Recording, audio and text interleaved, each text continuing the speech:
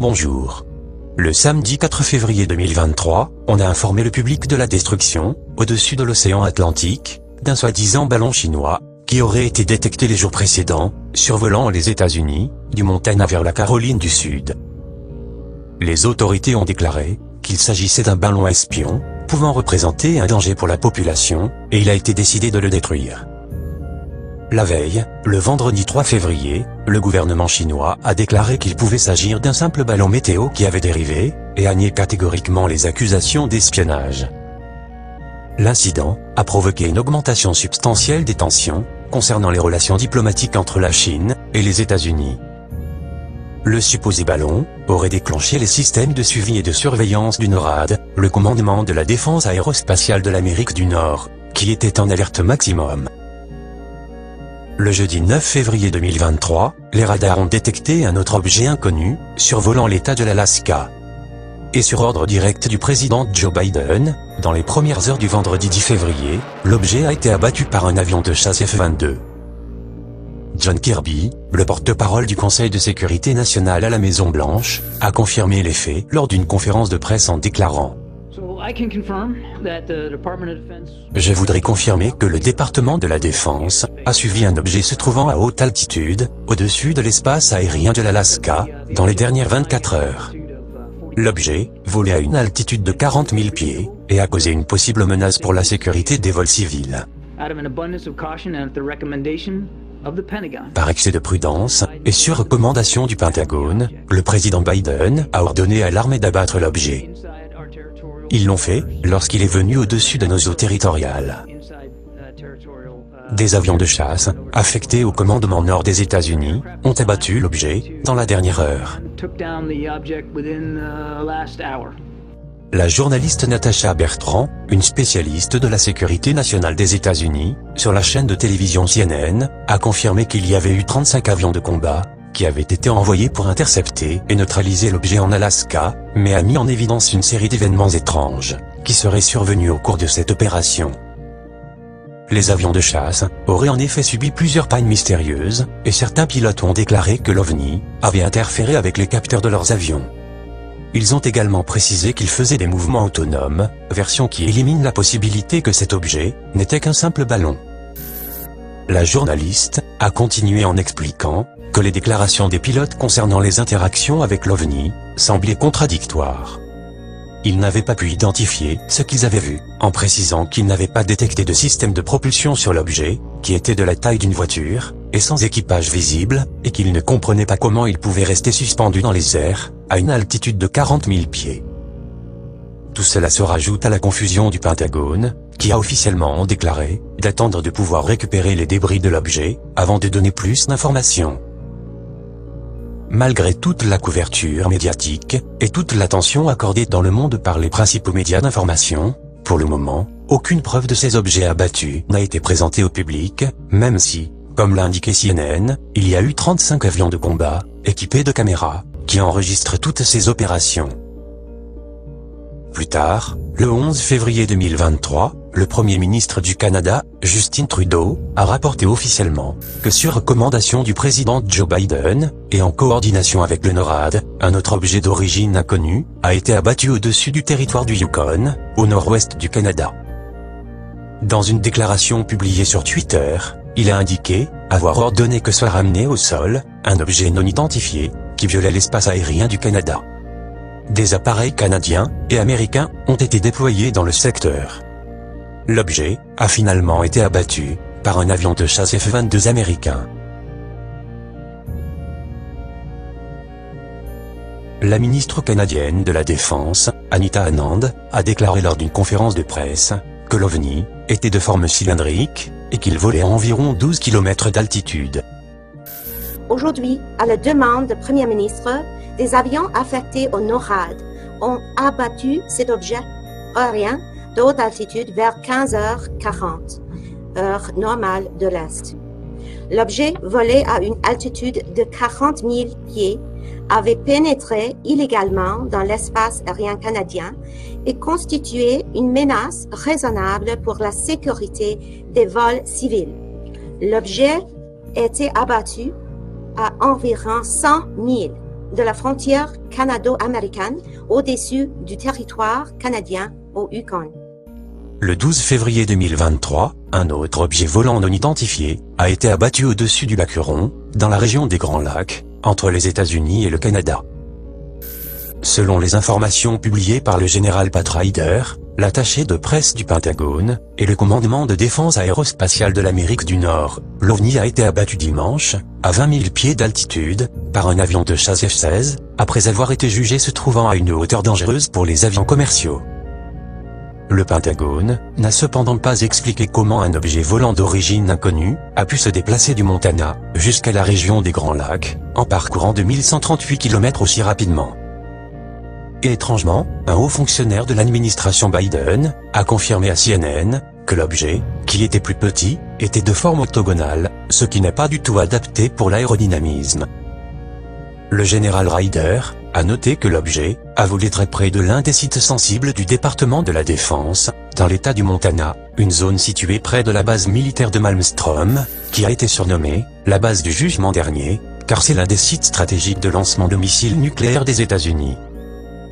Finalement, le lundi 13 février, John Kirby a parlé de ce qui s'était passé les jours précédents, avec la démolition de ces objets. Mais de manière insolite, il n'a cependant présenté aucune preuve de tous ces événements. En effet, il n'y avait pas d'enregistrement des avions de chasse, montrant tous ces objets volants inconnus, un fait qui semble démontrer qu'il se passe quelque chose d'étrange, qui est caché au public. John Kirby a ensuite fait une déclaration décevante, ce qui confirme une possible manipulation médiatique. Il a déclaré: le président a également chargé la communauté du renseignement d'étudier ce phénomène. Le président a dirigé la première séance de compte-rendu dédiée à ce phénomène en juin 2021. Il a été signalé qu'il ne s'agit pas d'un phénomène se produisant seulement aux États-Unis, mais également dans le reste du monde. Et comme je l'ai dit, nos amis et partenaires s'alignent également sur ce fait. Nous travaillons sur une base commune, et avons créé un bureau au Pentagone, pour étudier ce phénomène, en partenariat avec la communauté du renseignement, les institutions académiques, et les industries privées. Ces phénomènes aériens non identifiés ont été signalés pendant de nombreuses années, sans explication, ni tests gouvernementaux approfondis. Mais le président Biden vient de changer tout cela. Enfin, on essaie de mieux les comprendre.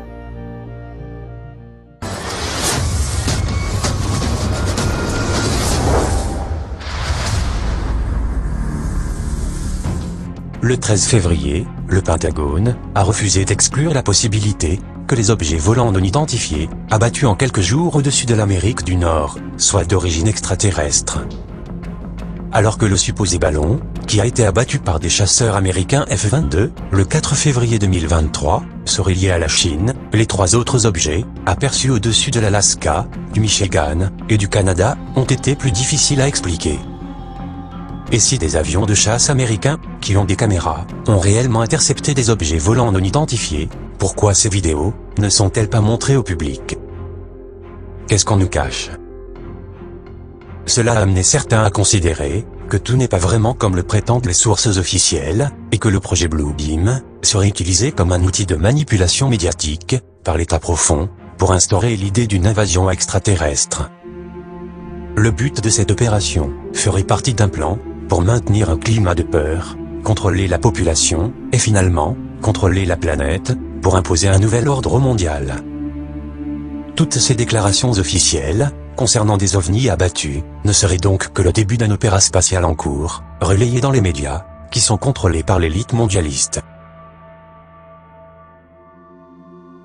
Selon des sources officieuses, provenant du bureau du général Eric Smith, l'objet abattu au-dessus de l'espace aérien de l'Alaska était un drone de cible aérienne de l'US Air Force, et non un ballon ou un vaisseau spatial extraterrestre. D'abord, on a prétendu avoir abattu un ballon espion chinois, après qu'il ait traversé tout le pays. Pendant ce temps, des rumeurs suggèrent que l'État profond n'aurait plus accès aux satellites espions américains en orbite autour de la Terre, et serait maintenant obligé d'utiliser des ballons de surveillance. Ainsi, il semblerait qu'un ballon espion de l'État profond, surveillant les activités de groupes militaires du Montana, n'étant pas sous leur contrôle, avait été abattu au-dessus de Billings. Une affirmation corroborée par 50 témoins qui ont vu des débris tomber du ciel.